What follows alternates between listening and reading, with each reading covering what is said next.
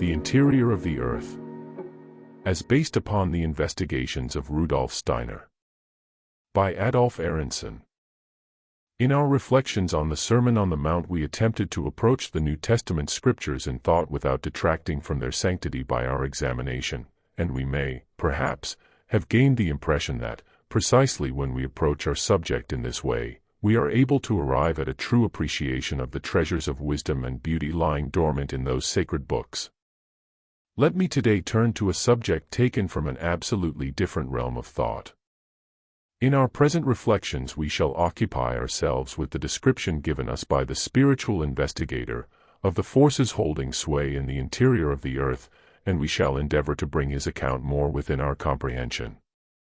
What we know of these forces is that their activity is malignant in its effect, and that they carry destruction and devastation into every domain of life. We know further that, even though we are unconscious of the fact in ordinary life, they influence our own nature to a remarkable degree. We are therefore justified in attempting to improve our acquaintance with these forces in a manner impossible to us when we merely listen to the communications of occult research. Since the day on which a totally new understanding of the spiritual worlds and our relationship to them was opened up to us by the announcements of the occultist, our relationship to the objects surrounding us and perceptible to the senses has also changed. The idea may already have been familiar to us, that everything earthly is the mere expression of something spiritual, but that idea was, in fact, a pure abstraction.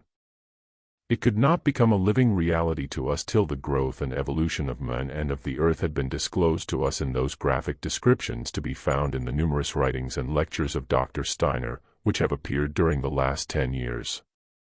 From a general vague conception of spirit we rise to an understanding of the living beings behind all the events of the world of sense perception. Anyone who can free himself, even to a small degree, from the prejudices with which people in our day are unknowingly dominated, will readily agree how little the present superficial thought of mankind is in accordance with facts. The wonders of the world which meet us at every step are ascribed to the working of natural forces. As if an abstract term like this could give us even a gleam of knowledge. The occultist gives us instances of the inadequacy of such abstractions. What should we say in ordinary life if someone were to explain the mechanism of a watch by saying that it had been constructed by nature forces, and that these forces were active in it? Small indeed would be our satisfaction from such an explanation. We should set it down as nonsense. We know that a product of civilization comes into existence because a human being has invented and constructed it, and that every such object can be traced, in its final cause, to an intelligence or conscious being. What we have learned in these years is boldly to follow up this sound logic to its consequences. We have learned, when we are confronted by objects and events, the manifestation of which displays the pursuance of an aim, to recognize that we can trace their final cause to intelligences or conscious beings, and, having convinced ourselves of this, we have grasped the fact that nothing but a knowledge of those beings and their deeds could make it possible for us to understand aright the world in which we live, and to bring our own actions into harmony with the goal of evolution. For this purpose ample materials have been provided in the course of a decade. From the most varied realms of spiritual and terrestrial happenings we have received communications serving to establish the relationship of the higher worlds to facts accessible to the senses. Certainly these communications are often of such a nature that they may perhaps appear at first sight to be without visible connection with one another. Sometimes they even offer direct contradictions, open contradictions. But we have often had occasion to learn that the apparently missing links are in reality there, and that all contradictions blend together to a higher harmony. We have found that our work must consist in the tracing of these links and in the solving of these contradictions by our own efforts. In pursuance of this plan of study we had the following remarkable experience. When we had succeeded in duly collecting and arranging the material supplied to us, these connecting links started up before us as if of themselves, and the contradictions were solved without effort. Hand in hand with this experience went a new conviction, namely, that the manner in which these communications are made to us is in itself a powerful educative factor, and that by following up the traces of these connections ourselves and by solving for ourselves the contradictions, we transform the announcements of the occultist into knowledge of our own. Without such knowledge, acquired by individual work, all the wisdom proclaimed to us would be of little value. We should remain theorists without the power to exercise a health-giving influence on our lives. With that self-won knowledge we fit ourselves to undertake the mission allotted to us in universal evolution, for the fulfillment of which we are being prepared and educated by the occultist. This is the point of view from which I would ask you to consider the following exposition.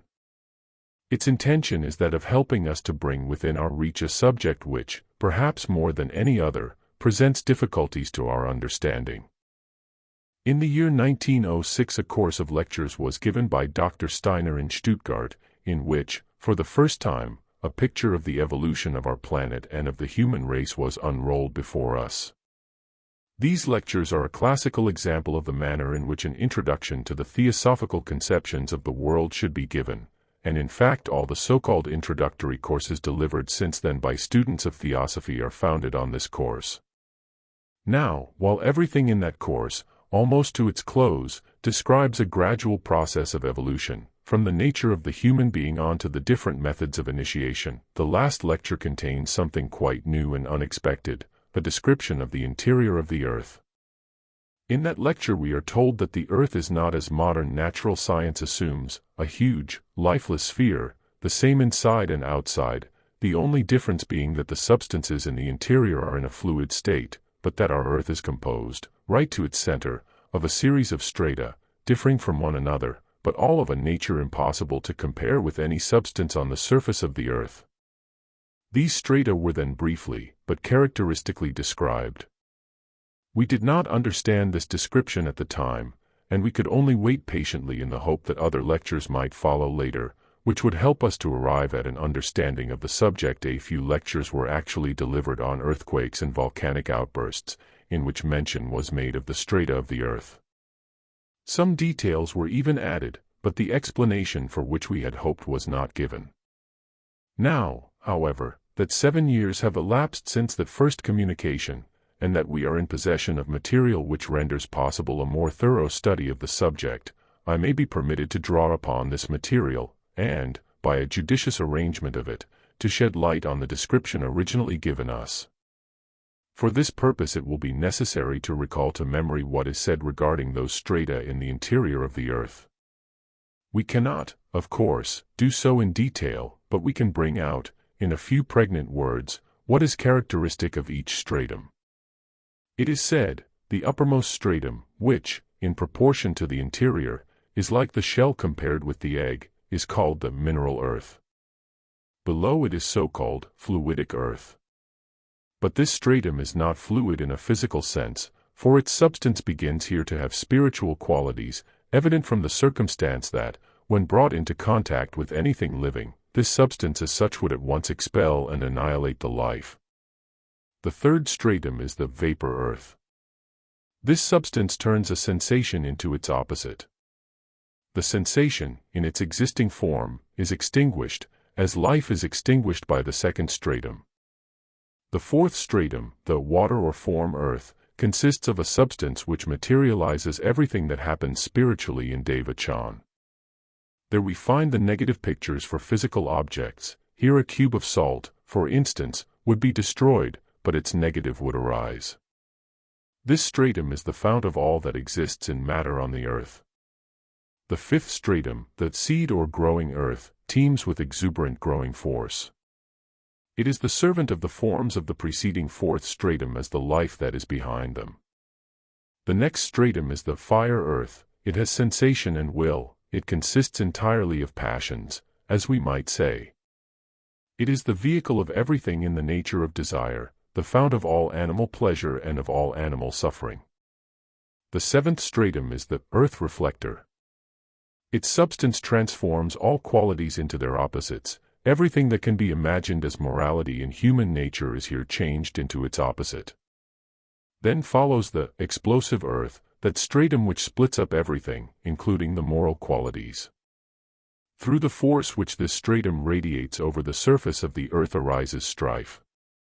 The primal cause of all disharmony is here. All destruction of form is prepared here in substance. Lastly, the core of the earth. Substantially, it is that by the influence of which black magic arises in the world. From this part of the earth goes forth the force of spiritual wickedness. This description, taken from various lectures, gives the characteristic of each of these strata. It now remains for us to shed light on these data regarding the interior of the earth, so that these new facts may find their place in all that we already know of the cosmos and of our planet.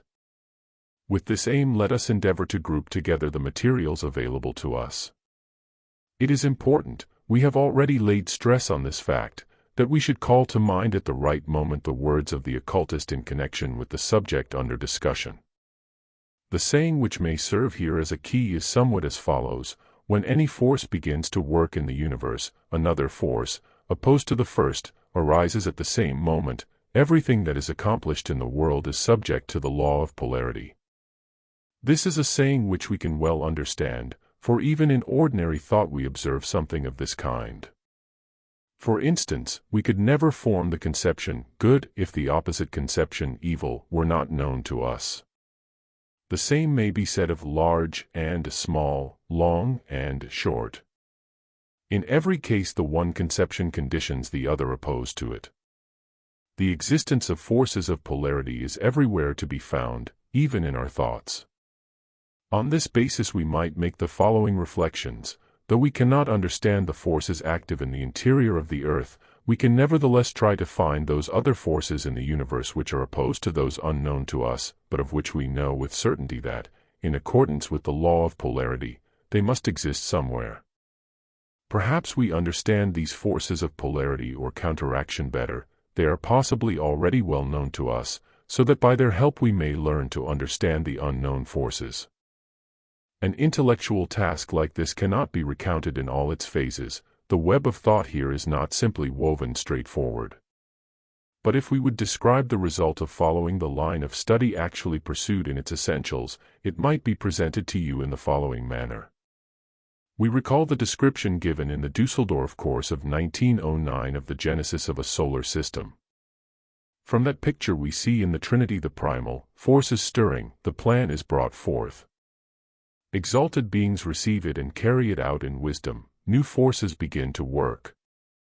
The thrones, or spirits of will, offer up the substance which becomes the outer manifestation of the plan of the universe.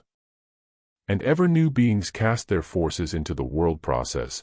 The earth evolves into ever new conditions, till at last we reach that epoch at which the human being shuts himself away within his skin and achieves his I consciousness, ego consciousness. These were the good, the progressive forces which endowed man with all that he needed for the fulfillment of his earthly mission. Now we know that simultaneously with the first stirring of the progressive forces, the activity of the forces opposed to them also began.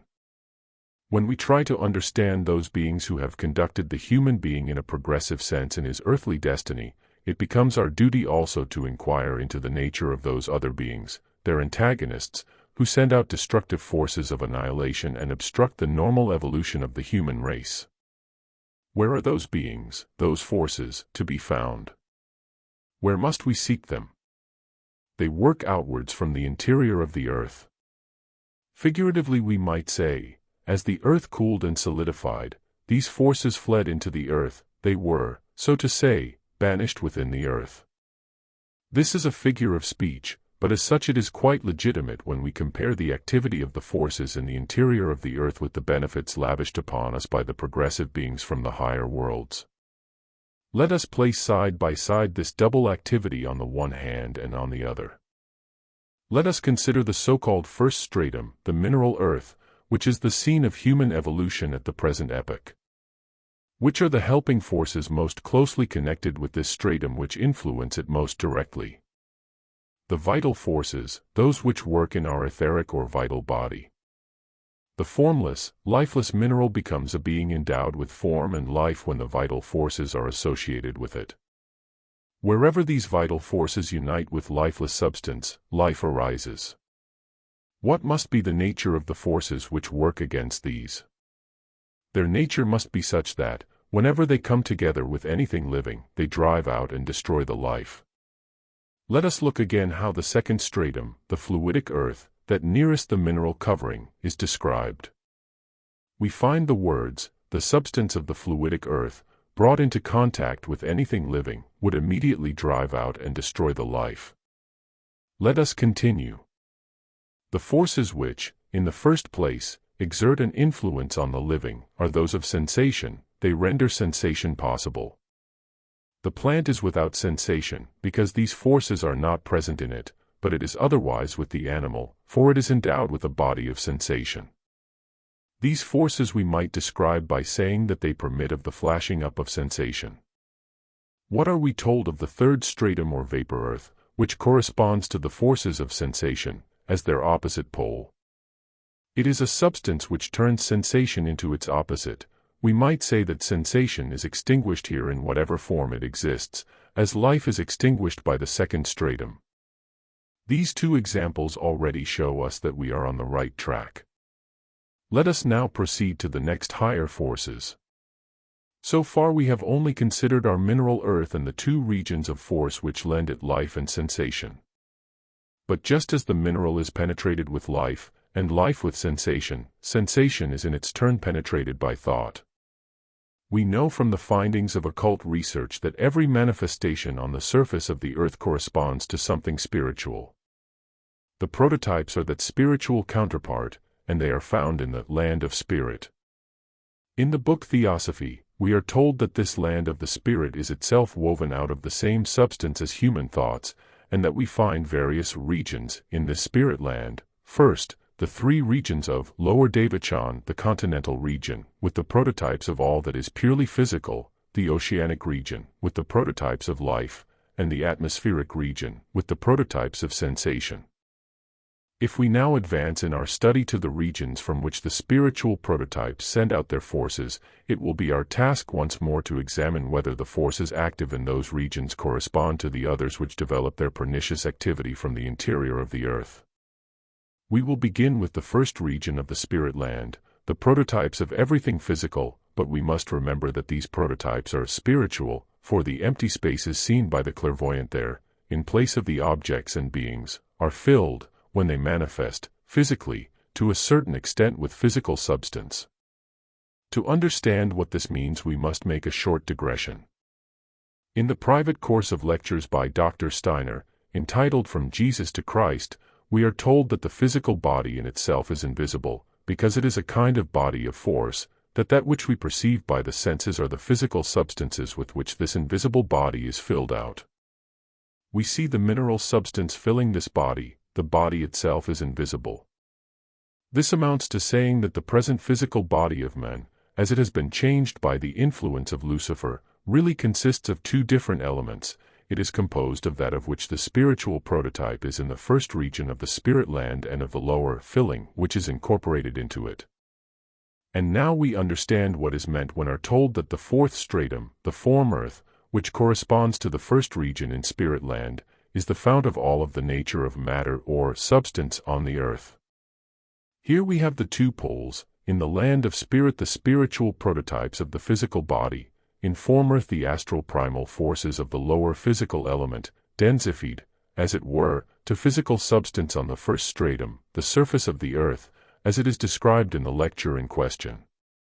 In the second region of the land of spirit we find the prototypes of life streaming through the world of spirit as a liquid element, forming in unity, the creative primal forces for all beings endowed with life that appear in the physical world. What do we find in the fifth stratum of the interior of the earth, in the seed, or growing earth?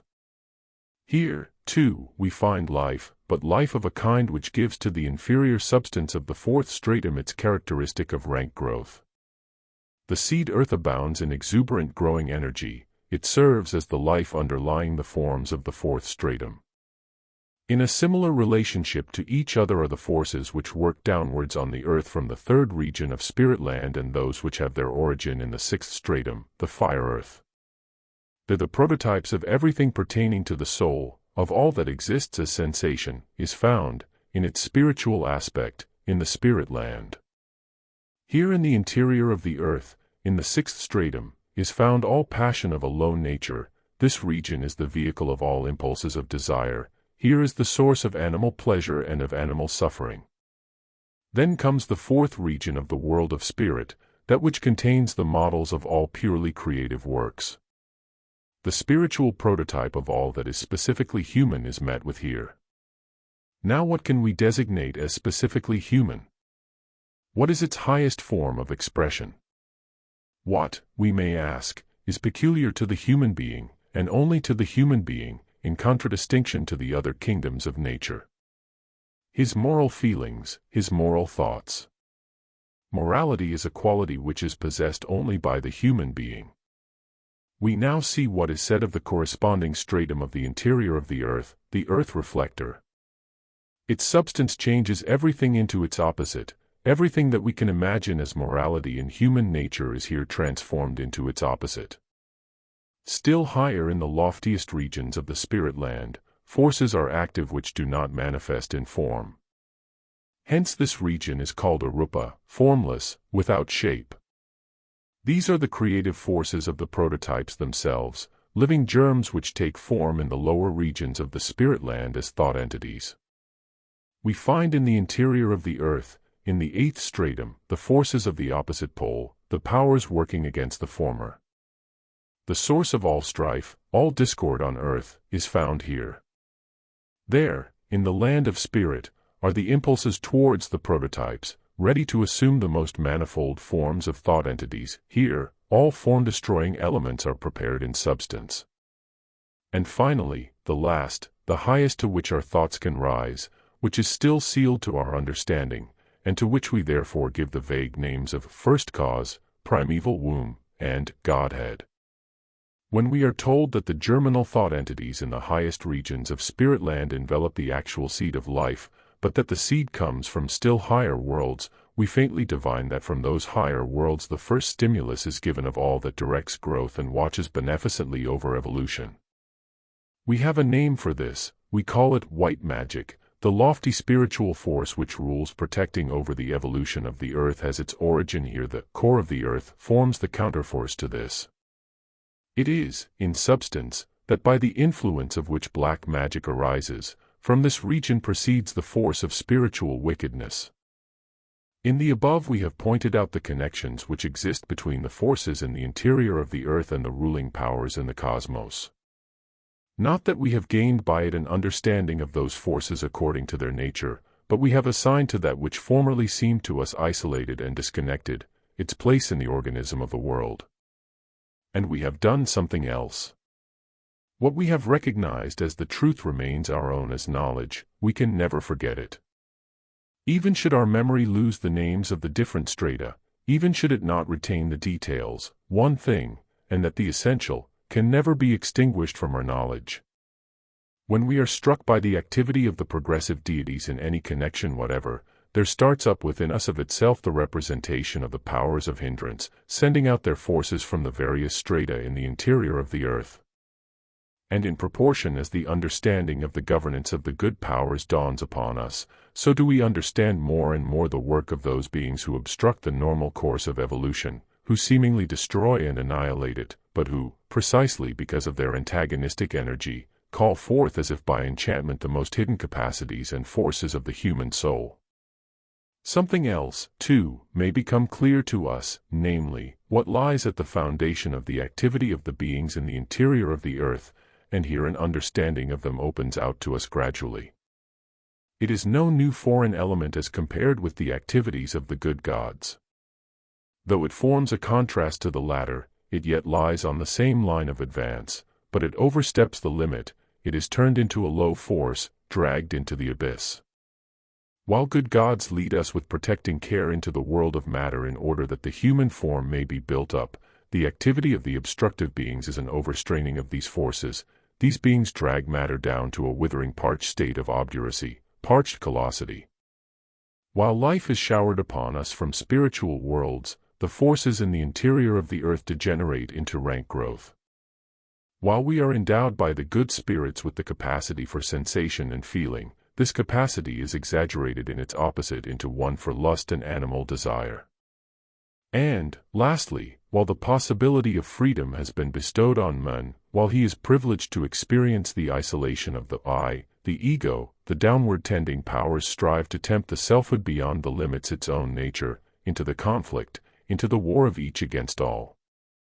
We find another association when we consider singly the strata of the interior of the earth with regard to the activity peculiar to each.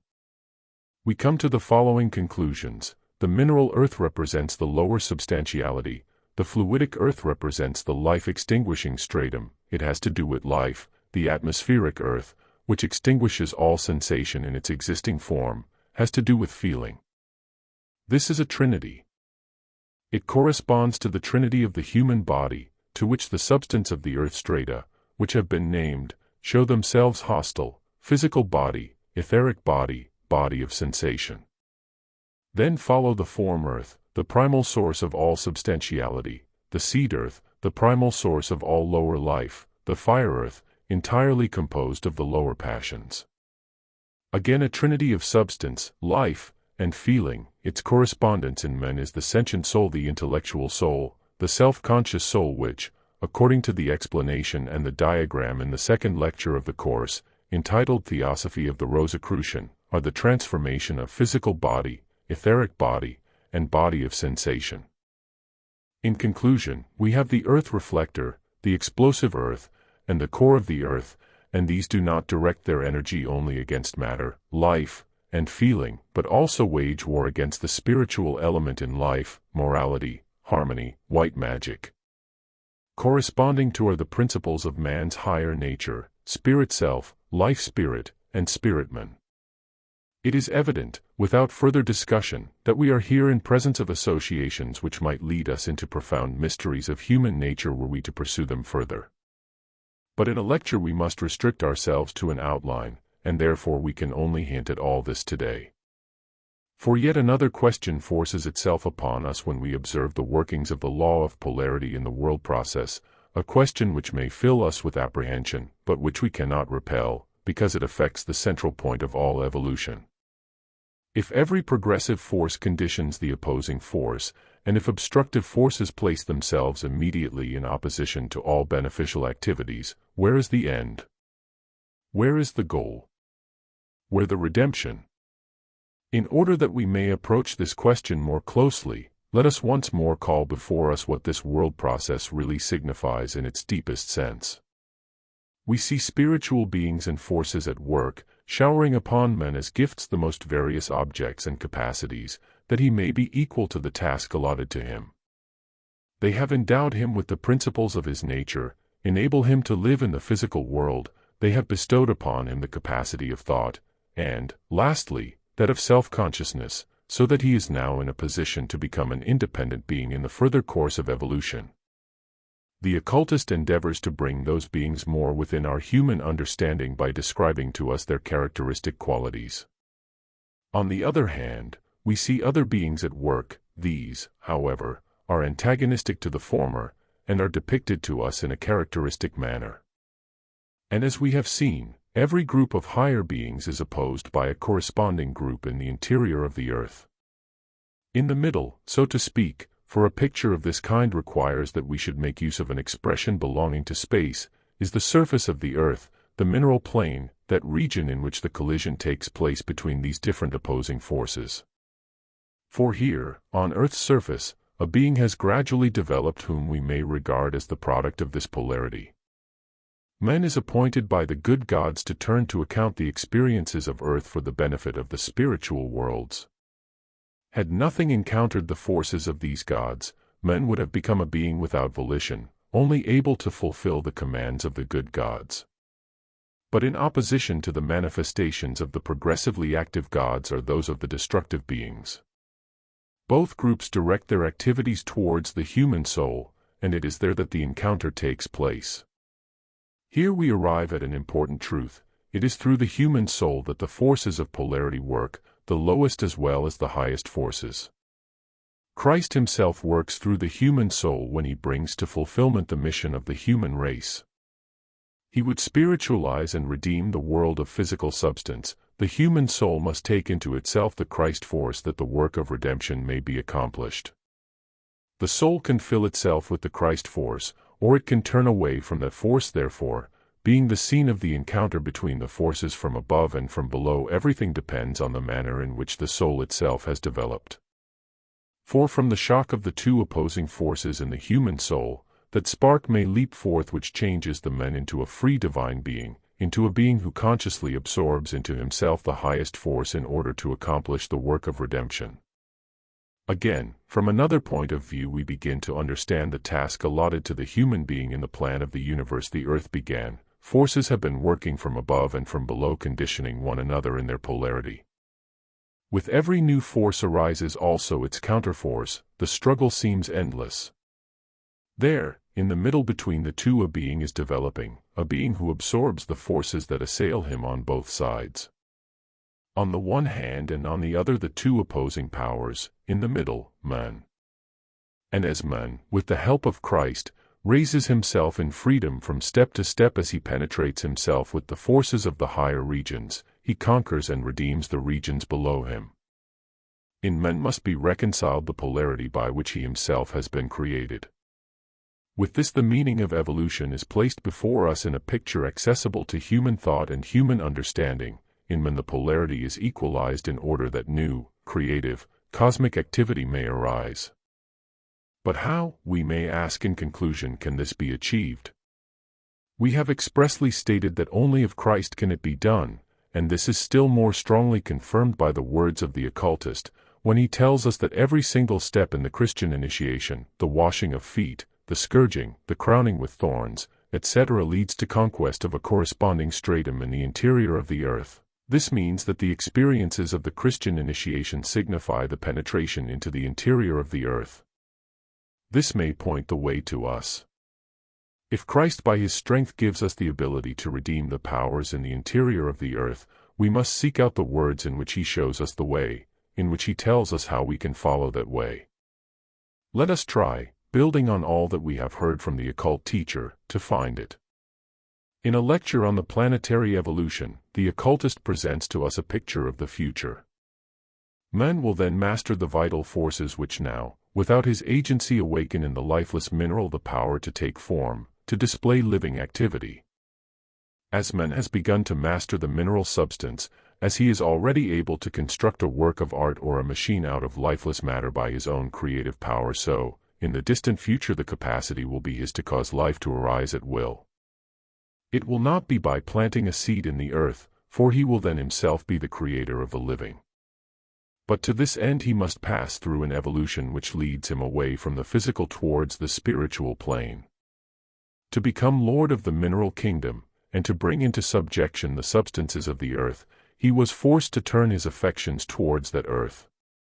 He was forced to cut himself away from the spiritual and to direct his thoughts and interests to the earth, grow attached to the physical plane. Now, of his own free choice he must leave it and turn again towards the spiritual realms. For there it is that the life-giving forces hold sway, the forces with which he must unite in order to redeem those beings who extinguish life. The yearning for the spiritual life, corresponding to the true core of his being, must be so strong within him that he is ready to renounce everything that the earth has to give.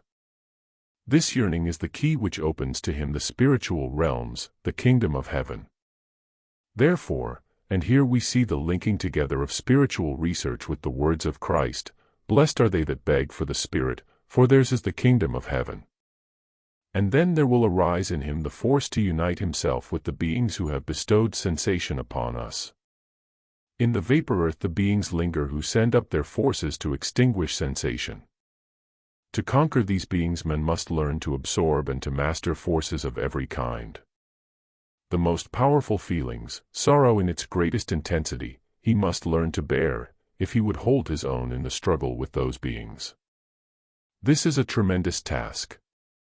Man will not be able to fulfill it, unless he is supported by the spiritual comfort which he derives from the knowledge that at every step upon this path he is fitting himself more and more to become the liberator of the powers striving downwards. Blessed are they that mourn, for they shall be comforted.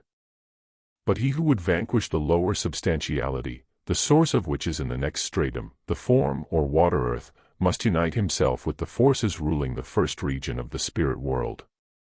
We know that the entrance into this land of the spirit demands a mighty exertion of the human will. From the descriptions given us by the occult teacher of the life after death, when the individual is led compulsorily and in accordance with law into the world of the spirit, that everything that binds him to the earth, all the unconquered desires that still hold him, must first fall away. Would he advance to the conquest of this fourth stratum, he must transform, by the exercise of his own free will, his lower passions into equanimity of soul. Only thus can he succeed in wresting from Ahriman that which is now his possession, for Ahriman is the ruler in the domain of the lower substantiality. Thus, if man desire to make himself master of the lower substantial kingdom of the earth in order that it may be spiritualized, he must attain gentleness, equanimity. Blessed are the meek, or the equable, for they shall inherit the earth. And so man strides forward of set purpose to the second region of the spirit world, the oceanic, where he experiences of the unity of all life. He must steep himself in the forces of this region if he would engage in conflict with those beings who serve as life to the lower substantiality. Here he acquires a new and higher understanding of the laws that work out in karma. Now he knows that the law of destiny does not signify reward and punishment, but the uplifting again of humanity to unity of life. He recognizes the regulating, equalizing force which provides a way out of the chaos of separate life, and he longs with all the forces of his soul for this unity among men. Of this ardent longing new forces will be born to him, which he can then victoriously oppose to the dark powers of earth. His yearning, his desire, will be to him a force of conquest. Blessed are they which do hunger and thirst after righteousness, for they shall be filled. The human being then reaches the third region of the spirit world, the atmospheric, at which he can take his stand against the beings of fire earth. The fire earth is the vehicle of all of the nature of desire. It consists entirely of low passions. For deliverance he must draw forces from the spiritual prototypes of the soul nature, which enable him to lose himself in the joys and sorrows of every creature. He who would overcome the primal source of lower passions must outgrow his own sensations. He must be able to share the feelings of others. He must pour out his love into the soul of his fellow men. Blessed are the merciful, for they shall obtain mercy. Thus, at every stage man must conquer new forces in order to achieve his work of deliverance. In the seventh stratum he is met by those beings whose endeavor it is to destroy all that represents the flower of human evolution in the souls of men, the feeling for divine purity, the after moral perfection. From the beings inhabiting the fourth region of spirit land he can derive the strength to enable him to conquer here, too. With the help of those forces, his heart, the expression of his I, his ego, can steep itself in the forces of moral perfection, so that beholding God, it can live and act in purity. Blessed are the pure in heart, for they shall see God. In such hearts the peace of God will war against the explosive earth, the first cause of all strife. The human being must have harmonized the discord in his own soul. Blessed are the peacemakers, for they shall be called the children of God. These have fitted themselves to make the last sacrifice. From the core of the earth issues the force of spiritual evil, and through its influence black magic arises.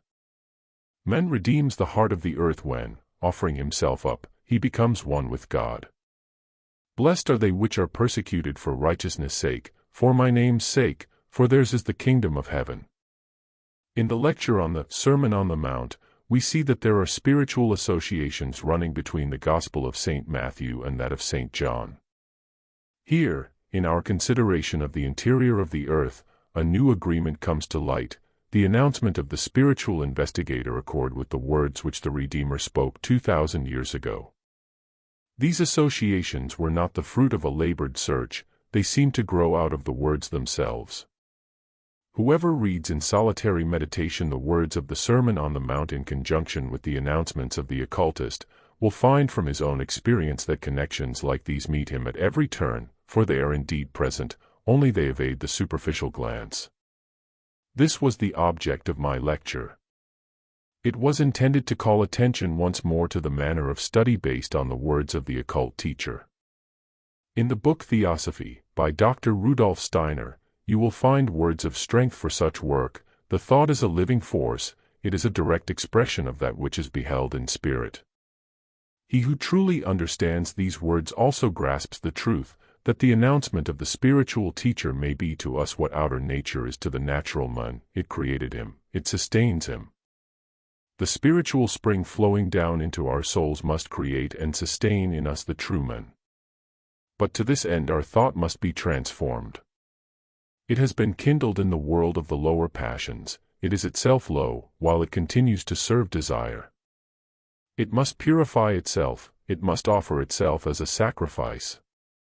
This is the way which thought must follow. We stand upon its threshold when we succeed, after tireless striving, in purifying ourselves. When that is changed into an offering, a flame, it will also, like the earthly flame, annihilate the lower element at which it is kindled, and to which it owes its origin, and will soar aloft to spiritual heights. From a lecture given in 1914. The Anthroposophical Society. 74 Grosvenor Street, London West.